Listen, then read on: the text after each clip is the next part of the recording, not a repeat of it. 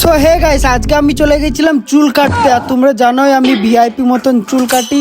হ্যাঁ, তো বর্জর হয়ে যাচ্ছিলাম, ভাবলাম রাখের রোজ খেলি। আর রাখের রোজ খেতে যে শালা পয়সা নাই, তারপরে ইয়ারা ঘাচার ঘাচার করে আমাকে খাটালো, তো ঘুরকুরালো। চলো তোমাদেরকে ব্যাপারটা খুলে বলি। সো গাইস, আমি চলে গেছিলাম বর্জর, আর আমার সাথে আমার কিছু সাবস্ক্রাইবারদের সাথে দেখা হয়ে যায়। অনেক খুশি হলাম। এমন কেউ যদি বলে যে তোমার ভিডিও দেখি, আমি অনেক খুশি হই। সো গাইস, ইয়াদের সাথে ফটো ভিডিও করে আমি চলে এলাম আখের রস খেতে। আর আখের রস খাবার পর যখনই আমি পকেটে হাতটা ঢুকাই, তখন দেখি আব্বেস সালা আমার মানি ব্যাগটা তো ঘরেই ভুলে গেছি। তারপর ইয়ারাও ছাড়ে নাই, এলাও ঘেচার ঘেচার আমাকে খাটালো অনেক পয়সা, যতক্ষণ না শোধ হচ্ছে।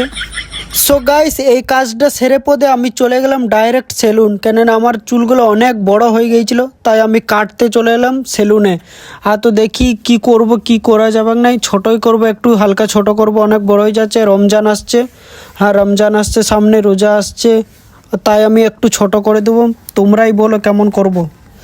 আর এই চুলটাই আমাকে কেমন লাগছে কমেন্ট করো গাইস।